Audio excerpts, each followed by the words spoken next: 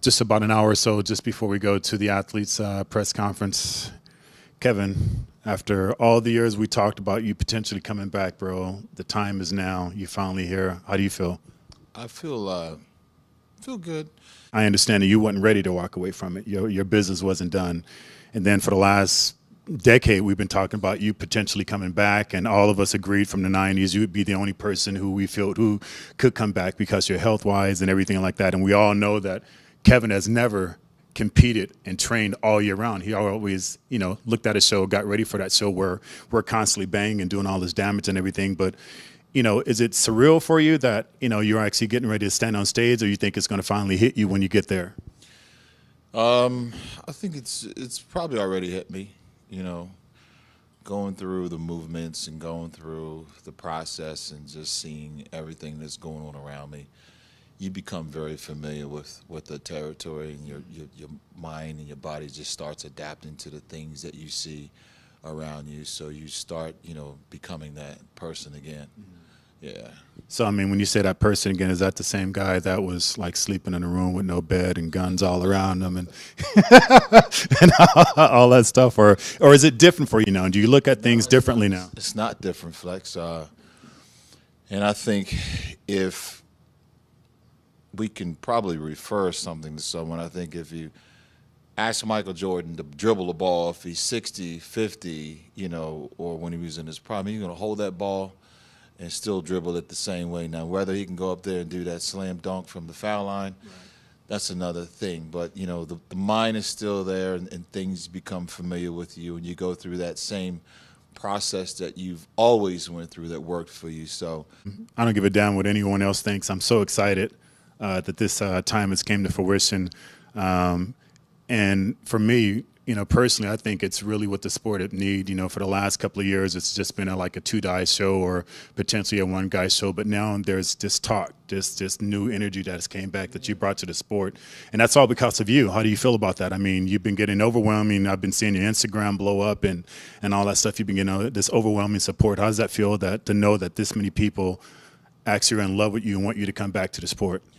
That's the part that's kind of challenging to wrap your head around, because when we were out there doing our thing, we were kind of blocked off. We could go to our little corner, whether you were in California or I was in Maryland, and just block the world out. Now it's one of the most challenging things to do, because if you block the world out, you're blocking your fans out. You block your fans out, they're not going to take that too well. So now it's a bit of a challenge to reveal yourself to the world. There's things about me that I have to put out that I feel a little uncomfortable with people knowing. Writing about how I prepare is one thing in in a book, and they can actually read it. But when you start talking about it and seeing, wow, this is how he talks. He really does do this whole thing in the room by himself on the floor. So when you put that out on video, it becomes more powerful, for the people to really analyze it and really dig in. And then they start figuring out, what kind of person are you and stuff like that. So that's the challenging part. I think there's more peace to when we used to prepare for a show, because we had more control. You just had to worry about your friends, your family, where you train. Right. And now it's gone. People say, well, can I take a photo? It's not just take a photo of you in the gym. It's can I put this photo out to the world? Right. So it goes to Facebook, it goes to Instagram. So you just got to be very, very careful with where you are, what you say, what you do. You're kind of walking on eggshells, and just to try to protect your image and try to protect your family and everything. That's the most challenging part about it, because if you say one thing wrong, that could just snowball into you being this bad person. You know what I mean? Trying to understand and talking to you about various different things, getting ready. That's one thing I never thought about, actually, because we come from an area where we're closed in. If you see us, it's through a magazine, and that's 3 months later. And now you're having to deal with, you have to be open, you have to live in a glass house. And if you don't, like you said, you're you're villainized if you're not. So how has that been? Because you're right.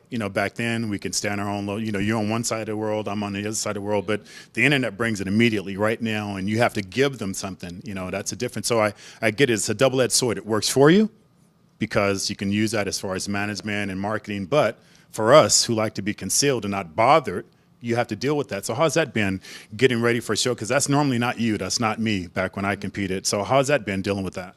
I'm not a selfish person. I don't like to make myself feel or make anybody feel lower than I am. So you just got to be careful and make sure that you put yourself out there, in a professional manner that's going to represent the sport. And our era when we came along, it was just different. Joe Weider, held us to higher standards than what you see these athletes doing today. Yeah.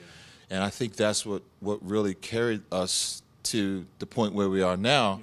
Yeah. That was just a great era of the 90s, and we were just so competitive because no matter where you were handling your business. You weren't dealing with anything other than your job, bodybuilding. Now it's it's just a different time, different era, and people, morals, and things change. So.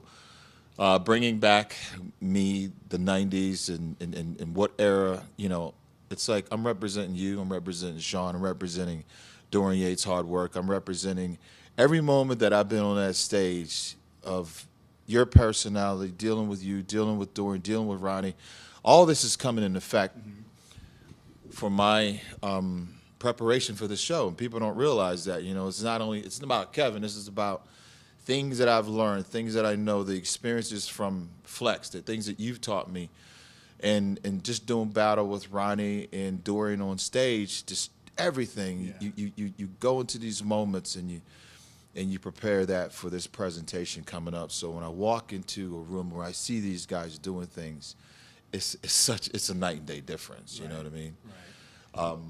I don't question anything if I'm doing something wrong, which I know I'm not doing anything wrong. It's just a little bit challenging to go through the moments without being chastised. You said something, and it's true. There's always been this talk about the 90s versus now, right? Mm-hmm. And you're bringing the look that we did from the 90s. So do you feel the weight and the pressure of carrying all of us, because it's opinionated, but a lot of people consider the 90s one of the hottest eras and the heaviest, as far as weight, as far as us great guys competing. So do you feel the pressure of bringing that to the stage where it's you bringing the 90s and trying to prove to them a statement that, hey, the 90s were better, I'm here to prove that? Or is this just something that, you're winning no matter what you do? I think it's a little bit of both, because when you call me and you reach out to me, you say, look, man, I'm here for you.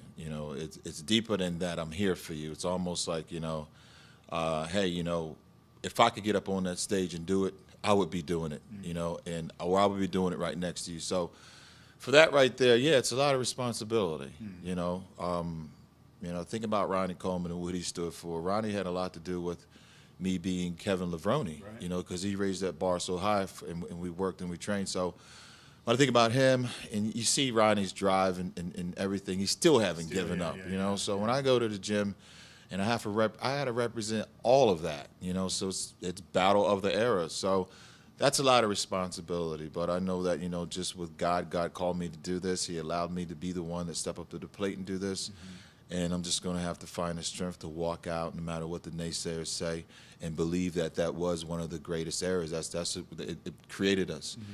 For a purpose and for a reason, and maybe a greater reason than what I know about, but I'm getting ready to find out what it is Saturday night. Are you ready? Because this is my opinion. You're probably going to get the greatest onslaught of attention in a matter of 30 minutes at the press conference because you're the talk. You're the new kid coming back to the block and everything like that. Are you ready for the onslaught and the attention that you're about to receive, and how do you feel about that?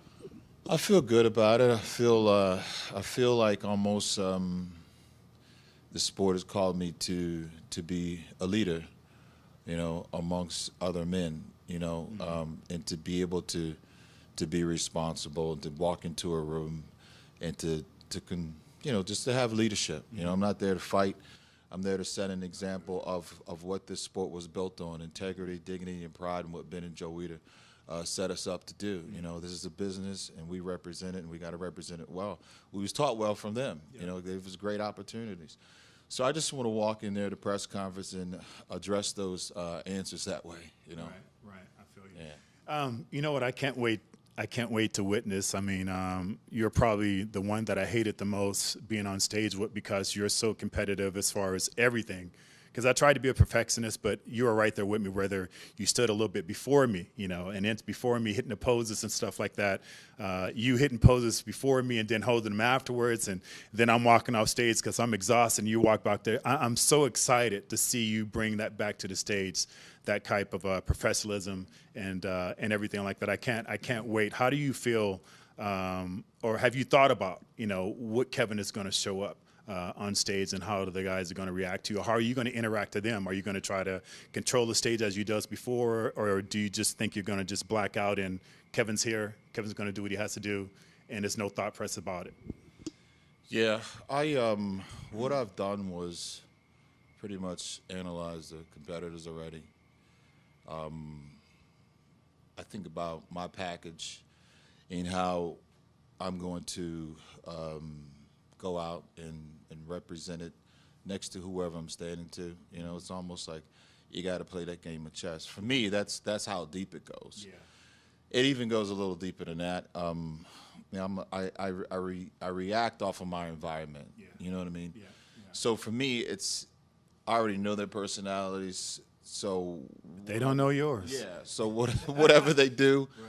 I already know what I need to do to be in the moment, and I think that's going to come across real truthful, is being in the moment and not really planning, because you can plan one thing, but somebody will do something else. But you need to know that personality of that person before they move, so that you can counteract on it. And I think that's something about the sport that we're missing today. Yeah. You know, that's not there. So I think that part is my strength. You know, we go out doing prejudge, and I think I certainly know that, you know, that's a very comfortable position for me to be in, you know, so we'll see what happens. Listen, I want to give the floor to you. You can talk to your fans, your support system, and everybody you have, and just give your last words. Well, I just want to say that, you know, if you believe, whatever you believe, you can achieve, you know, within God's boundaries, you know, of doing things correct and giving him first the honor, you know, and to realize that, you know what, he's the creator, and as long as you have him in the center of your life, there's miracles can happen. So on that note, I just want to say thanks to my support team, Wellness, for 100% believing in me from day one when people, you know, doubted me. You know, they were there. I want to say the Levrone Signature Series, my company, you know, who supported me since day one. And I want to say another thing, Gorilla Wear. You guys been there rocking the attire for me. It's been pretty awesome. Right. All the guys back at the gym, XL Fitness. Of course, my training partner Scott Rayner. Him and I've been together since day one. You know, and all my friends, my family, beautiful family here now, and just a lot, man. You know, Steve Blackman, Muscle Development.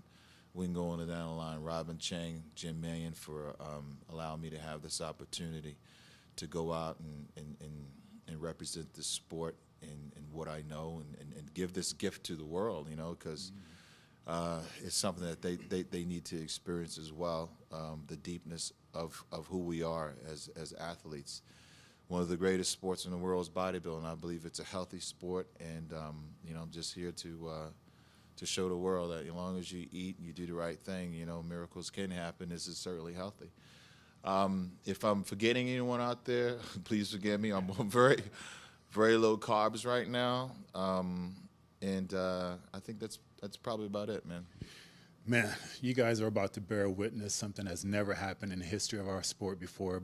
Bone Crusher, the Maryland Muscle Machine, Kevin Levrone, in just T-minus hours from being on stage, the press conference and everything. It's been truly an honor standing on stage with you all these years and being friends from the beginning to end. I mean, we can go into so many deep, you know, conversations of me and you, and building our friendship from me being, you know, in foreign countries. with you standing by my side for us doing battling for years and everything like that. I just can't wait.